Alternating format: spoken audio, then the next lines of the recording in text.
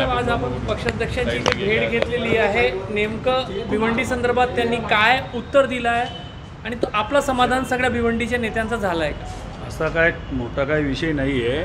भिवंडी लोकसभेची माहिती देण्यासाठी मी आदरणीय आमचे पक्षाध्यक्ष नानाभाऊ पटोले यांची भेट घेतली आणि जी काही माहिती आहे भिवंडी लोकसभेसंदर्भात ती माहिती मी नानाभाऊंशी वरती केली।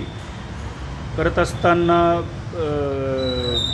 कारण सर्वांनाच माहिती आहे की भिवंडी लोकसभा ही पारंपरिक काँग्रेस पक्षाची लोकसभा आहे, कारण आतापर्यंत तिथे 9 वेळा आमचे काँग्रेस पक्षाचे खासदार निवडून आलेले होते आणि पारंपरिक जागा असताना आणि तिथे अजूनसुद्धा पोषक वातावरण काँग्रेस पक्षासाठी आहे।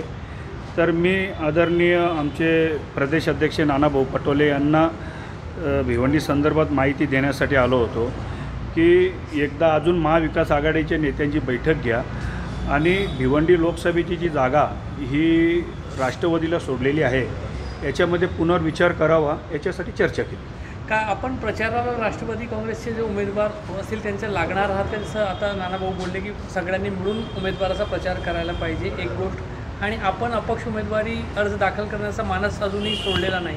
बघा, नानाभाऊ आमचे पक्षाचे अध्यक्ष आहे, शेवटी ते पक्षाध्यक्ष जे आदेश देतील ते आदेश आम्हाला मानावा लागेल। आणि राहिला प्रश्न, भिवंडी लोकसभा आहे ही 5व्या टप्प्यामध्ये निवडणूक आहे, म्हणजे 20 मे रोजी ही निवडणूक आहे आणि 26 एप्रिलपासून अर्ज दाखल होणार आहे आणि शेवटची जी तारीख आहे ती 3 तारीख आहे। तर 3 तारखेपर्यंत आम्ही त्याच्यामध्ये आमचे वरिष्ठ सांगतील काय सांगायचं ते। आता आमची तयारी तर म्हणजे माझी तयारी माझ्या कार्यकर्त्यांचा आग्रहपोटी की मी अपक्ष फॉर्म भरावा यासाठी सुद्धा मी आदरणीय नानाभाऊंची चर्चा केली आणि भाऊंनी सांगितलं की जे काही निर्णय मी जो देईन तो निर्णय त्यांचा जो काय आदेश असेल तो आदेश मी पाळणार आहे। आणि हा जो विषय आहे हा विषय लोकसभा ही भिवंडी म्हणजे आमचा कोकण विजन आहे, कोकण टप्प्यातल्या ज्या निवडणुका आहेत त्याच्यामध्ये मुंबईसुद्धा आहे, ते 5व्या टप्प्यामध्ये आहे आणि अजून खूप दिवस आहे, जवळपास 20-22 दिवस अजून फॉर्म भरण्यासाठी आहे। त्याच्यामुळे जो काही निर्णय वरिष्ठ पातळीवरनं आपल्याला देतील त्याचं आपण पालन करू। तुम्ही 27-28ला नामांकन अर्ज दाखल करणार असं बोलले होते।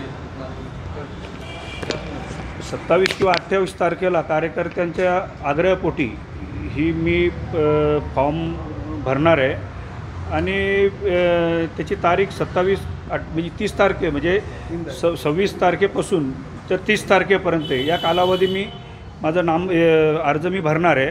शेवटची तारीख जी आहे 3 तारीख तोपर्यंत मी आमच्या पक्षश्रेष्ठींची आदेशाची वाट बघणार आहे। म्हणजे अपक्ष म्हणून फॉर्म भरण्यावर तुम्ही ठाम आहे? नाही, मी फॉर्म काँग्रेस पक्षाचा मी फॉर्म भरणार आहे। राष्ट्रवादीचा त्या ठिकाणी उमेदवार जाहीर झाला आहे, महाविकास आघाडीकडून वरिष्ठ तुम्हाला सांगितलं राष्ट्रवादीच्या उमेदवाराचा प्रचार करा। राष्ट्रवादीची उमेदवारी जाहीर झालेली आहे, ती पारंपरिक जागा भिवंडी लोकसभेची आहे, तिथली संपूर्ण माहिती मी अध्यक्ष साहेबांना सांगितलेली आहे आणि या जागेवर महाविकास आघाडीचे नेत्यांनी पुन्हा बसावं आणि या जागेवर पुन्हा विचार करावा आणि ही काँग्रेसची पारंपरिक जागा आहे, पारंपरिक जागा पुन्हा काँग्रेस पक्षाला द्यावी ही विनंती केलेली आहे।